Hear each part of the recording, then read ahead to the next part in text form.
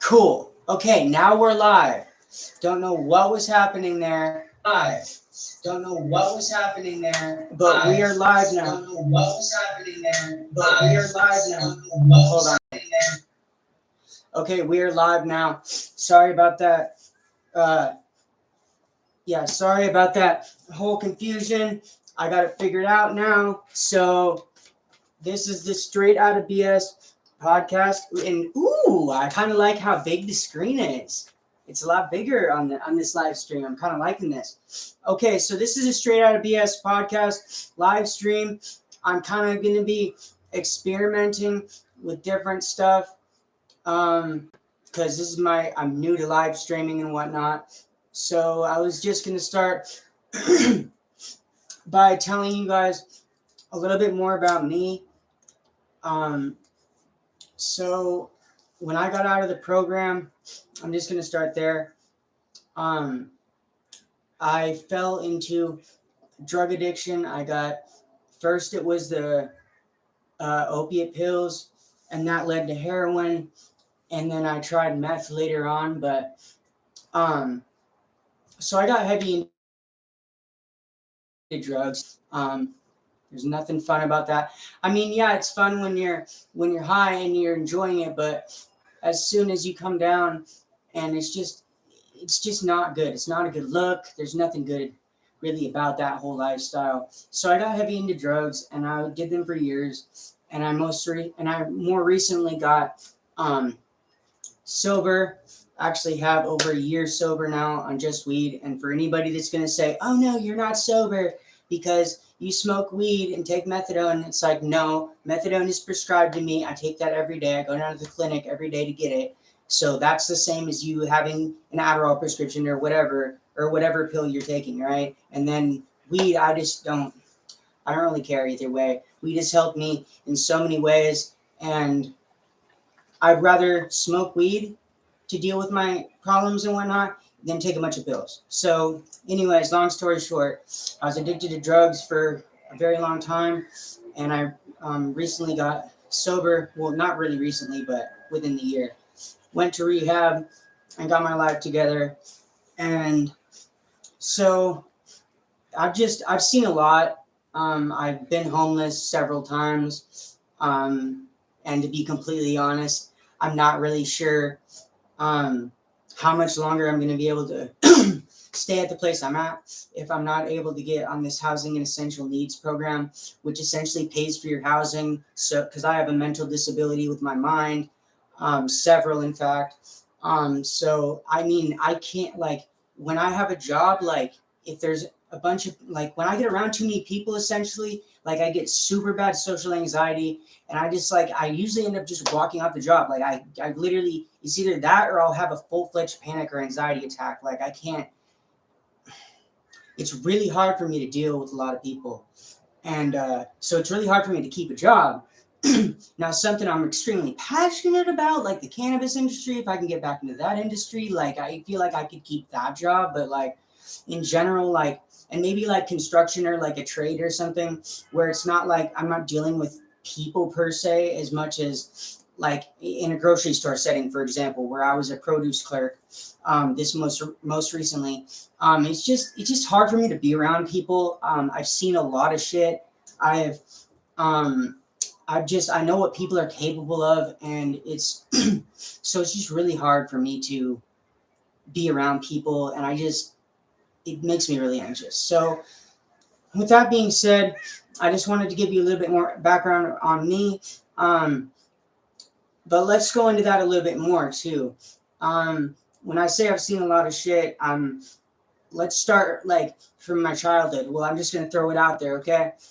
When I was 7, I was raped by my babysitter. And by the time I realized what had actually happened to me, because I was still a kid, I was 7 years old, right?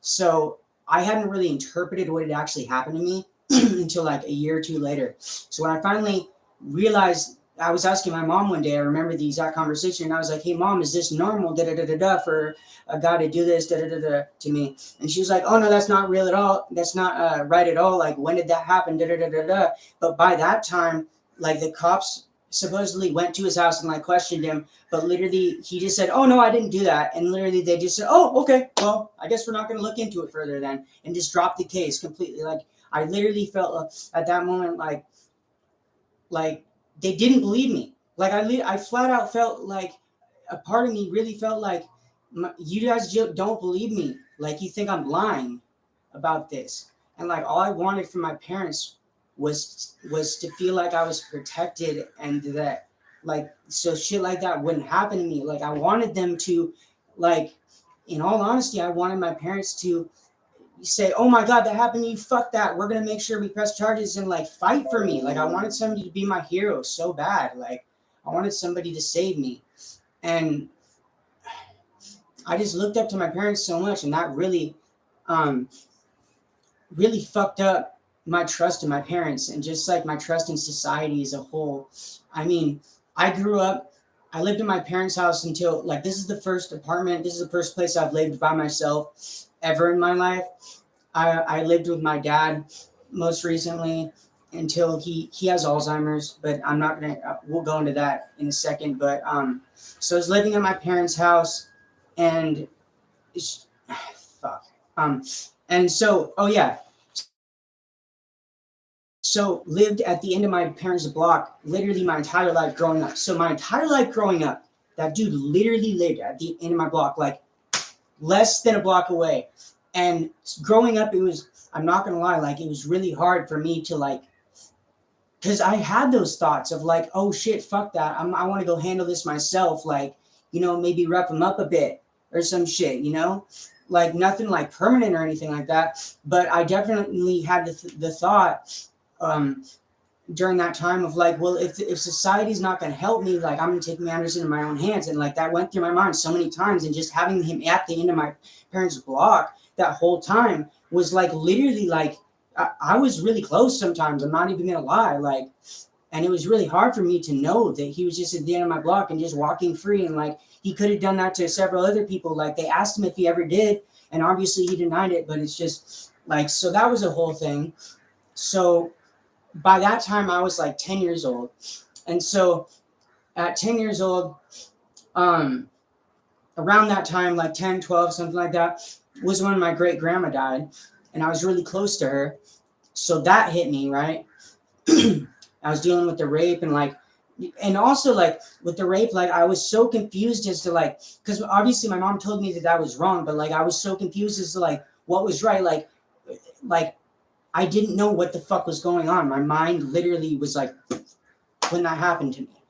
And so it's literally like from that point on, from 7 years old, I pretty much like was semi in puberty because my mind had been opened to that like realm. So I wasn't like a normal kid. And so my great grandma died. And so that was really hard for me. And after that, I can't really remember the period in between that and like my teenage years and when I got sent off to Spring Creek that much. I know that I was a difficult child. I was difficult to teach. I had ADHD from birth. I have fetal alcohol effects too, not the syndrome, but I was born with fetal alcohol effects because of my birth parents. I was adopted, by the way, too. But my birth parents drank and did drugs when they were pregnant with me, like pretty much the entire pregnancy, like until she was about to like just give birth and whatnot. So my head's pretty fucked up. Like I have a lot of shit wrong with me. Well, I don't like to say wrong with me. I just like to say that I have a lot of mental maybe handicaps. Like I have a lot of mental like things going on in my head, and my brain from birth hasn't operated like an average normal person's brain usually operates. So it's been, I know I was a difficult child to teach. Like in school, it was hard to teach me and stuff like that. So I just also grew to like not want to ask for help. Like even to this day, I hate asking for help. Like even when I need it, like when I was homeless and I was starving and whatnot, I wouldn't want to ask people for food. I wouldn't want to go to the food bank because I didn't want to feel like I was a burden to somebody. Like I literally felt like if I went to the food bank even, I was a fucking burden to society. So like, I hate feeling like that. And so asking for help is like really hard for me. And it took a really long time and it took sobriety too for me to reach that point and like actually get in a clear headspace to realize like who I am, who I really am, and go with that. And like, so that's like a little update. Sorry if it was all over the place, but that's like a little update about me and some of the stuff I've been through. Also, you know, my dad has Alzheimer's right now, and that's a whole nother thing. Like, my dad's like my world to me. Like, it's really hard right now. My dad's like, he gets up like twice a day, and then he'll walk up the stairs like once a day or twice a day, like to come down the stairs and then go back up the stairs at night. But he's even like, that's even becoming too much of a thing for him. Like, he doesn't get outside. Like, and I love my dad to death, and I'm not trying to like, and so I'm not trying to be like rude or anything. And I hope like, I know it hurts when I honestly kind of hope that he doesn't watch this, because when let's just say, never mind, he doesn't have Alzheimer's. He just has he has mental difficulties, okay? Because he doesn't like, so if he sees this, sorry, Dad, but you have some mental disability or some mental problems. We'll just leave it at that. And so, anyways, going from that, it's just really hard to see my dad like that. My dad's been my hero, my rock, my whole life. Like, he was the one that left a candle burning in my window at night. No joke. When I was doing drugs and like running away and shit, after I got back from Spring Creek, he would literally leave a candle in my bedroom window at night, just so if I ever like passed by the house, like just thinking about going home or just thinking about my parents or whatnot, and saw the candle up in the window, he straight told me that candle's in there to signify that you always have a place to lay your head down at night, and that you always have somebody that cares about you, and we just hope you come home. And like, that's the kind of person my dad is. Like, my dad wears his heart on his sleeve. Me, I wear my heart on my sleeve. Both of my fucking sleeves. Like, I literally, my heart is on my sleeve so much that like it's hard for, and I think that's another reason it's hard for me to be around people, because I'm an empath and I feel shit so intensely. Even like sometimes doing this podcast, like, I'm glad that I only do one a day, because I feel like if I did like 2 or 3 a day, it would be almost too much for me because of all the shit that I take on. Like, when I hear stories, and I love doing this, I love it, okay? I love helping people. I love providing a platform for people and whatnot. I'm not complaining in any way. I'm just saying that sometimes I feel that, like, when someone tells me that they've been restrained in a 4-point restraint and put in dog cages, my mind goes there. I picture myself there. Like, literally, like, I feel that. Like, I feel the energy. Like, there's a literal exchange, I believe, of something called Shakti when you look at somebody in the eye, or when you look in somebody's eyes when you're having a conversation. And that's another reason, in my opinion, that eye contact is so fucking important with people, is because there's an exchange of energy that happens when you look somebody in the eye. There's definitely is. And so, fuck, what was I saying? Okay, I just got lost. But yeah, there's an exchange of energy when you look somebody in the eye, and I definitely feel that. Oh yeah. I was talking about how it was hard for me to sometimes hear the people's stories, but definitely when I'm looking them in the eyes, it's more profound and like like detailed. So yeah, it's just hard for me to be around people, especially a big crowd, because literally when I'm in a big crowd of people, I'm not even gonna lie, like I get like I'll get like this thought, that thought, like coming at me from every angle. Like, it's fucking crazy, bro. Like, I literally, like, and it's not like I'm reading their thoughts, but I feel energy. Like, I straight up feel energy. I feel people's emotions. I feel their feelings. Like, if somebody's depressed, I know that they're depressed. Like, well, not that they're specifically depressed, but I know something's wrong.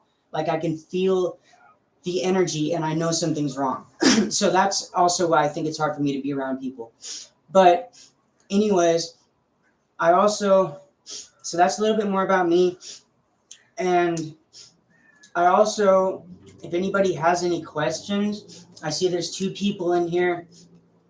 Before that, actually, wanted to just point out that thank you guys for all the support. It means so much to me.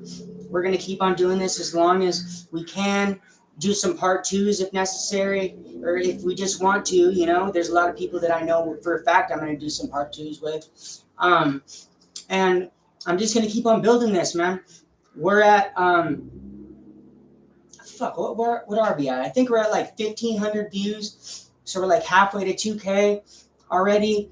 And we got like 50 something subscribers. It's either 50 or 70. I know that that's a big difference, but I can't remember off the top of my head which it is right now. And I don't want to switch the screen because I'm afraid that it's going to end the live stream if I do. So I don't want to do that. But thank you guys for all of your support. I wanted to let you guys know if anybody ever wants to donate to the podcast, all donations will be used towards better equipment, bettering the podcast, things like that. So if anybody wants to ever donate, for right now, all I really have is a Cash App, which is $COOKIEFAM4. Just so that information is out there. It's also in the description. If you want to be interviewed, you can email me at straightouttabspodcast@gmail.com. And that's STR8OUTTABSPODCAST@gmail.com. And we can, or if you have me on social media as a friend or whatever, just message me on social media and we'll get something scheduled. But yeah, I fully intend to keep this going for as long as possible. I think it's important and it's necessary to get this information out there, to get people's stories out there, for people to understand that everybody's experience is different, okay? And I've had a lot of people that have literally refused to do an interview with me. Like this one person in particular, I'm not going to say any names or anything, but he said, I asked him if he wanted to do an interview or whatnot, and he said, I don't know, man, fuck that place. Like I'm kind of feeling like fuck that place. So I feel like when I reach out to people sometimes, they think I'm off some shit like, oh shit, I'm trying to promote like how good the school is, like send your kids here and all that shit. And it's like, no, bro, I'm literally like, I don't think you get it, bro. Like, I think you like think I'm doing the opposite of what I am doing, bro. All I'm trying to do is get the truth out there. I don't care how ugly or how pretty the truth is, okay? The truth is the truth. That's what I'm trying to get out there. And people's experiences are their truth, okay? And their truth is what happened to them. So that is necessary and it's good to get that education out there. I truly feel that. So I feel like some people take it the wrong way. Like I want these schools to be open, but what I honestly want is either full regulation, and I'm talking like on a completely like they can come in there anytime they want, do any auditing, whatever the fuck they need to do, okay? But I mean like full regulation, like no fucking like none of this loophole shit, none of this we're gonna move to another state to avoid the lack of regulations, none of that shit, or just shut them all down. And I'm leaning more and more towards shutting these places all down or getting these places shut down, right? Getting petitions signed, getting these places shut down, because honestly, I'm not even sure if it's even possible to regulate these places at this point. To be completely honest with you, the people who own these companies, the people who own the Worldwide Association of Specialty Programs and the Troubled Teen Industry schools, their pockets are too fucking fat, okay? Their pockets are too fucking deep. Okay, my opinion is that literally, even if, and some people are definitely probably gonna disagree with me on this, and that's fine. But I feel that even if some of these cases were taken to court, I feel the majority of the time, and there are going to be cases that I'm sure are going to go through or whatever, because some slip through the cracks or whatever. But in general, I think that they're just going to buy the court off, buy the judge off, whoever the fuck they need to buy off. Okay. Because with enough money, there is no fucking justice. From what I've seen, from the research I've done, okay, if you have enough money, you can pretty much get out of anything. I don't care what anybody says. Like, you can disagree with me or not, but in my opinion, you have enough money, you can get away with anything. Pretty much. Damn near. I mean, there's a few things you can't, right? But I think in general that you have enough money, you can buy off anybody. Unless they're not willing to be bought, but that's a whole nother thing. And there definitely are good people out there too. I I'm not saying that everybody's bad, but I'm talking about like, I want either full regulation or these places shut down. And so I'm leaning more and more towards full regulation.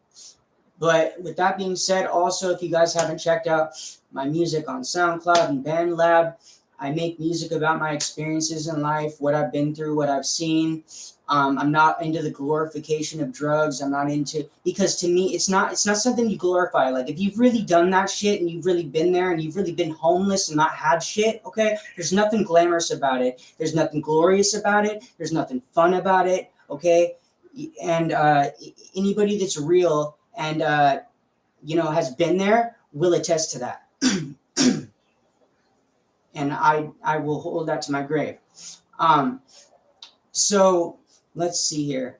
So yeah, if anybody has any questions about the podcast, about things in general, ideas, feedback, anything that you guys see about the podcast. I know a few people were pointing out to me that they're like, hey man, you might not want to be smoking weed in your videos. And my opinion on that is it's my podcast. I'm going to do it how I want to. I understand where you're coming from. I understand that there's going to be some people that are probably going to see my videos, right? And maybe, look away because I'm smoking weed. But really, in my opinion, if you're turning away from my video just because I'm smoking weed, you're not getting the real picture of what I'm trying to, of the message I'm trying to get out. If that's all you're taking from my videos, then you might as well just unsubscribe now.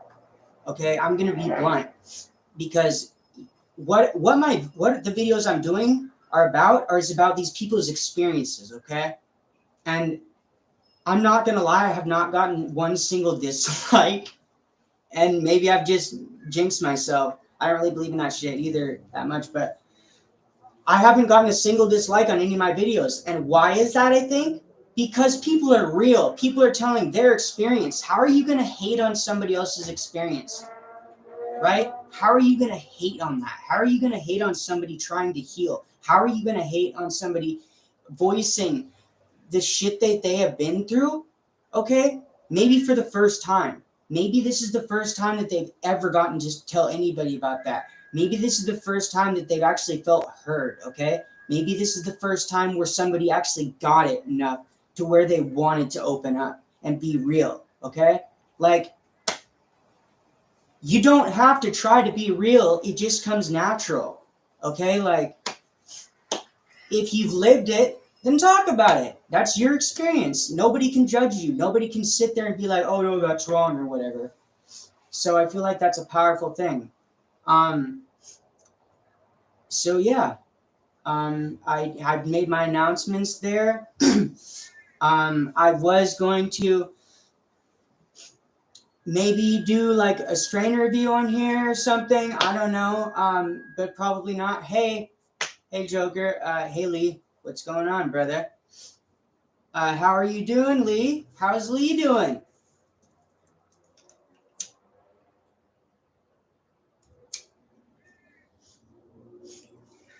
Awesome. Thank you, Jolly Bridge Burner. I appreciate the support. I appreciate you. For sure, for sure. I'm glad I got this whole live stream thing figured out, because honestly, when I was first doing this, I literally like went live, right? And there's probably you probably see a video that'll be like a couple seconds long, maybe like a minute long, where I wasn't connected to the camera, but I literally but my voice was being heard and whatnot, and I was like, motherfucker, I was like trying to figure it out, but I got it figured out, so that's pretty cool. But yeah, I'm doing pretty good, Lee. I'm doing pretty good, man.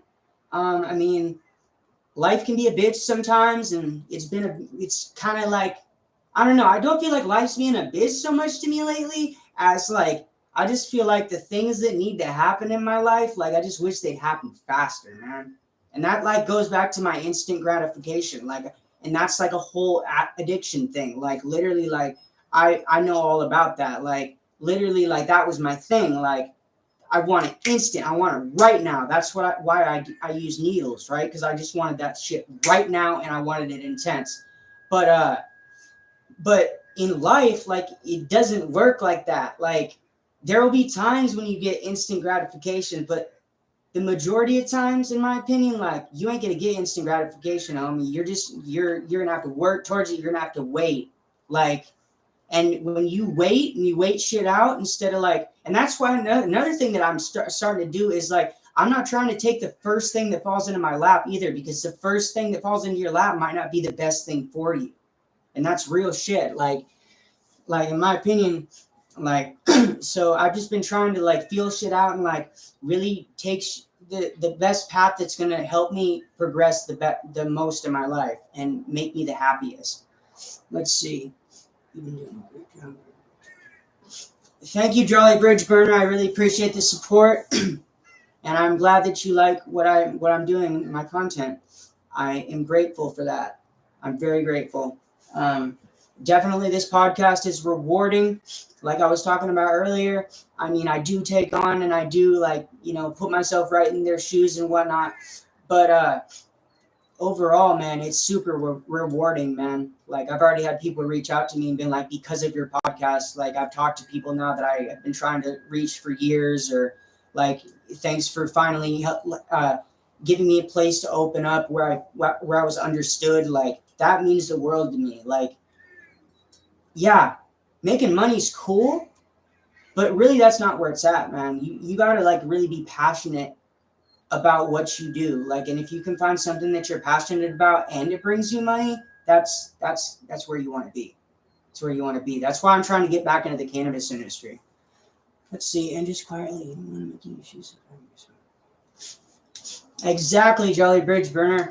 That's exactly what I was pointing out. It's like, honestly, like, cause to me, man, like I was saying, like, you're really just seeing me smoking. Like you're blinded to everything else. Like, are you even paying attention? Like, if I asked that person what the title of my video even was, they'd probably be like, like, that's how I feel about it. Like, they're just there to troll.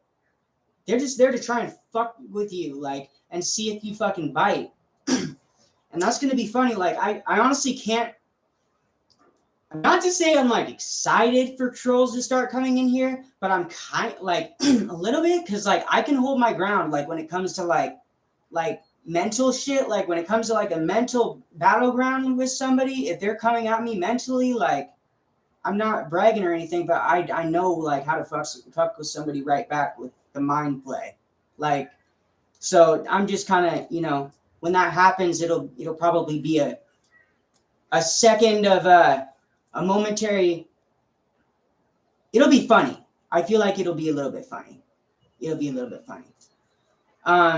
I've been having arguments with people before, and they've straight up told me, they've been like, damn, bro, you really came out the cuts with that, bro. That was deep. And I was like, yeah, bro, just tell it like it is. For survivors to come together and just talk, maybe that's basically for sure. And I understand that there's other podcasts, and salute to all the other podcasts doing it, but I don't think I've seen another podcast that like has a like umbrella of like focusing on all of the schools, right? But interviewing people from all the schools, right? But having that as the main arching topic of the podcast. I think I'm kind of the first one to like break into all of the schools and all of that shit. I might be wrong, but from what I've seen, like there are people that do interviews with like, people from Circle of Hope, and that'll be their thing. Like they'll interview people just from there. But I was like, I feel like it's important to, I just feel like it's important to embrace everybody, because everybody that's been through a school like this, I can relate to. I might not have gone through the exact kind of like, and maybe like not as bad at the stuff that you went through. I went through some pretty fucked up shit, but I can relate to you, and I can be there and be like, okay, I can relate to that. Here's what I can't so much relate to, but I feel for you and I'm here. And I feel like that's really important for people to have that platform. And even just like, and I think the group's a good thing to have too. I also, if you guys haven't checked out the Discord yet, I've been putting in some decent work with the Discord. I'm trying to, if anybody can think of any other topics to include in the Discord, let me know, because I want all of them in there. Like, I'm trying to get all the schools. So if like you see in there that there's a school I'm missing in the WASP, under the WASP umbrella, let me know. I'll add it. I think it'll be really cool for people when we start getting enough people in there to like have certain groups having chats, like group chats about the different schools. So we could have like Spring Creek popping off over here, and then like Cross Creek Manor popping off over here, and everybody talking. That's what I'm hoping for, is like everybody to just come together and like talk and like do research together, like research these places and like get activism passed. And like, I'm really new to this, but I'm trying to do as much as possible. And I'm a one-man team, so I'm doing the best I can. Let's see here. Time and program is all that is different. We're all survivors. True that. We are all survivors, brother. We are all survivors. I was also, let me tell you a little bit also about my time in the program. I know I went over it some, but I wanted to like just go over a few things in general. I think I might have said this once or twice before, but I did spend 4 days in intervention once when I was there, and I never wanted to do that again in my life. Like, one day would have been bad enough, but like, and sorry about the fireworks. It's close to 4th of July. Nothing I could do about that. But anyways, I was in intervention for 4 days, and when I came out, when they came and got me, I collapsed to the ground. I couldn't, my brain like wasn't, because I'd been kept away from all of the stimuli for so long, right? My body didn't know how to react when the sun hit me. And so I literally just like fell onto the ground, and they had to like pick me up because I was so fucking out of it that my body couldn't work right. And it was really fucked up, man. I spent my first year there rebelling. I didn't want to be there. I felt betrayed by my parents. I said, like, if you thought I was bad at home, Mom and Dad, like, watch me behave now. Like, watch me really act out, and then you'll have to get me. Because I'd been at places before, and I'm not going to lie. I'm not going to bullshit. But, like, when I was growing up, I literally got kicked out of hospitals and shit for, like, being too rambunctious. So I was like, watch, I'm going to pull one of those, right, and get pulled from the program. And what ended up happening is, no, I almost got sent to Jamaica. And I spent almost all my time in study hall / worksheets and The Hobbit or intervention. And it wasn't fun, man. It wasn't fun. I was known on campus as, they used to call me Thiz Face, right?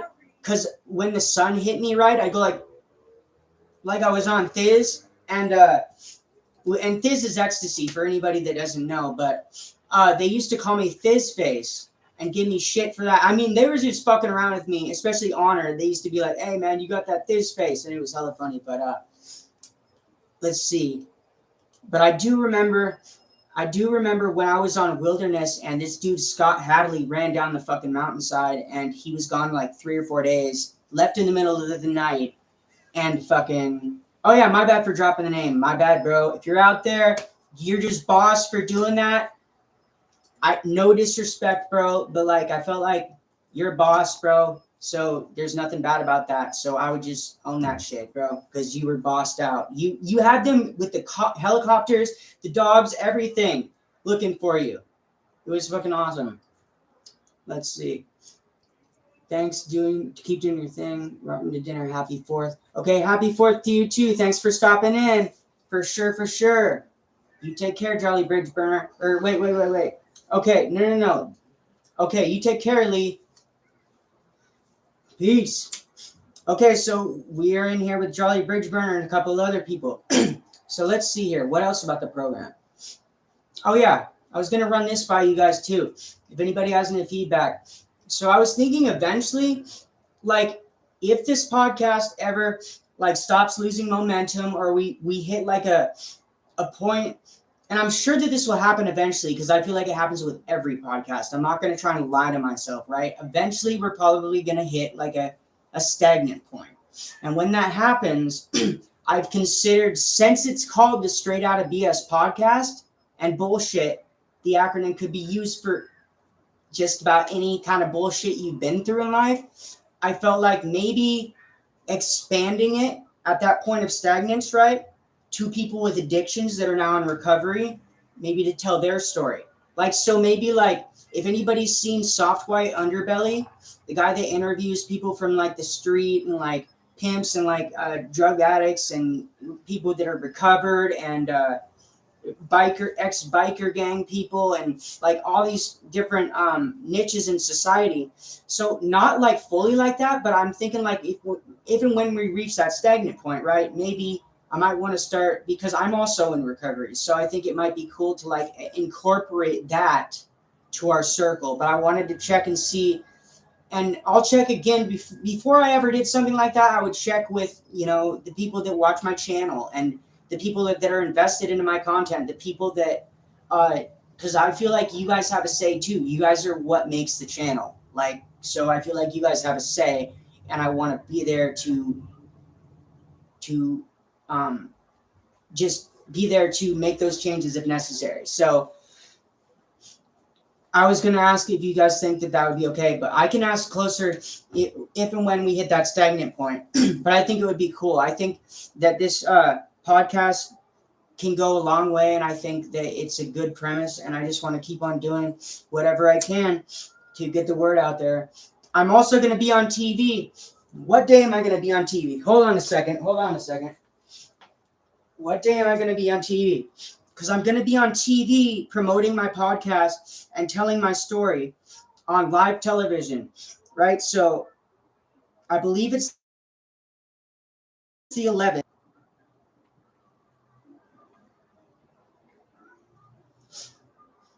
The 6th, no, it was, I'm pretty sure it was the 11th. I don't think I have it. Do I have it in my calendar again?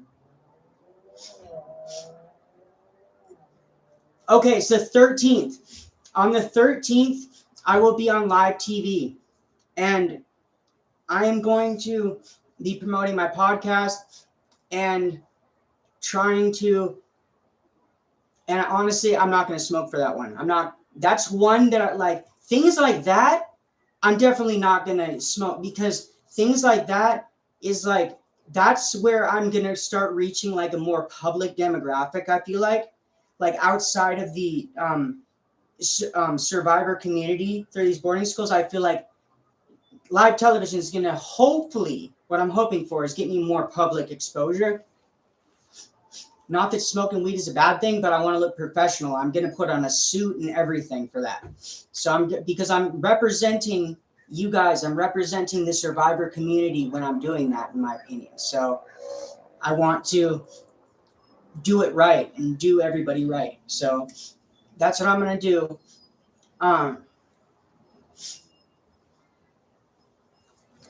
For sure. I appreciate you, Jolly Bridge Burner. I'm definitely going to go in whatever direction I want to. I just wanted to maybe run it by and see if anybody, because I'm definitely down for constructive criticism, like different opinions and whatnot. I'm not the type of person to get offended. Like if somebody wants to point something out, I mean, like just with the weed thing, you know, I didn't take it personally, but I flat out told them, like, look, man, like I'm in recovery. Like this is the one thing that I do, right? So like, would you prefer me on a bunch of Xanax, right? And you like on a live stream? Like, I don't think so. Like, you know, like I don't want to be like that. I'd rather be present, like in the moment, like, you know, just there. And weed helps me do that. But definitely for the TV interview, I'm definitely going to suit up for sure. If I had a tuxedo, like an actual tuxedo, I would tux it out. But because I'm representing y'all and I want to do it right. And let's see what else. I make music too. If you guys haven't checked out my SoundCloud or BandLab, I make music. Oh yeah, I already said that. Damn it. Okay, well I plugged it twice. My bad.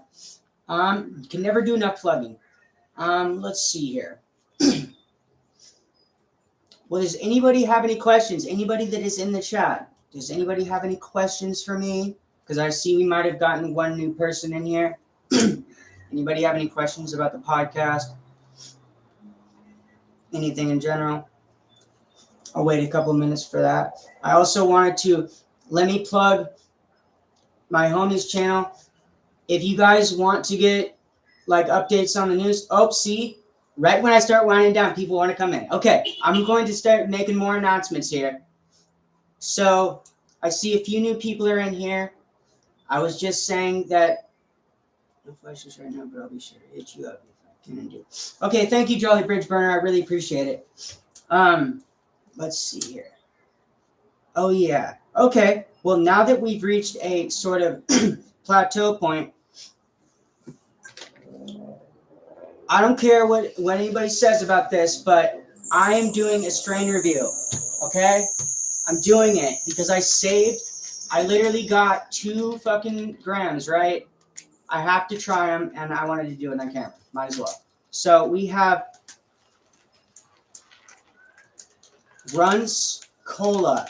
We have Runts Cola. How does it smell? Okay, maybe a little minty. Maybe a little minty. It's looking good. Snaps good. Hey, Lilith. This is Lilith Cleopatra Morningstar. This is my cat. She's a fucking awesome cat. She's queen of the castle, as I say. And now she just got fur all over my weed. Thank you for that. Thank you for that, baby. Oh, what are you doing? Do you see me on the camera? She's like, what the hell's going on? She's literally looking at me on the screen. She's like, what's going on? Okay, so this definitely smells like some fucking cookies. Okay, why are you... Let me just say this one pet peeve thing. There's people that I hate. I hate it when people at my apartment complex will come up in their car, right? Park out or just like pull up out front, right? And then lay on their horn and keep honking instead of getting their ass out of the car and going inside and being like, I'm here to pick you up, whatever. Instead, they'd rather sit on their horn outside and be like, hey, come out. I'm just going to sit in my car and be an asshole and just fucking not like anybody else has anything to do today. Okay. Will do. I'll give Lilith a snuggle for you. And thank you for stopping in and showing support. For sure. Okay, so this Runts Cola is some fire. I'm not going to lie. It's some fire. Definitely smells like some fucking OG, some fucking cookies in there. Pretty good. Let's see what else.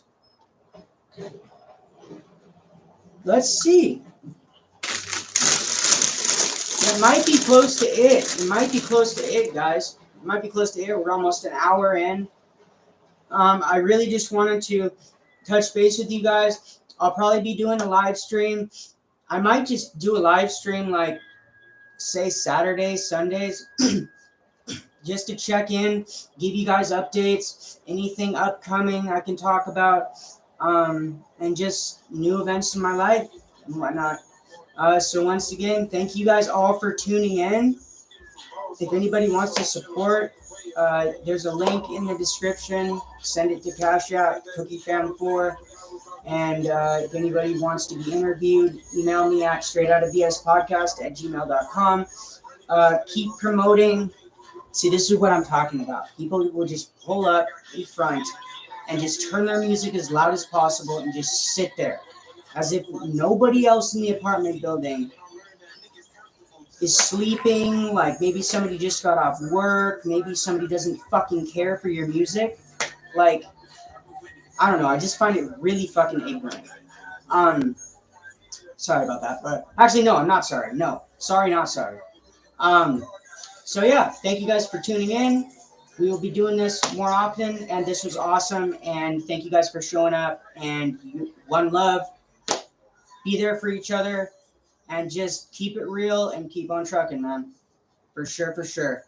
Lilith, say bye. Come here. Say bye-bye. Say bye-bye, Lilith. Say bye-bye, little bug. Okay, bye-bye. Okay. Peace, y'all.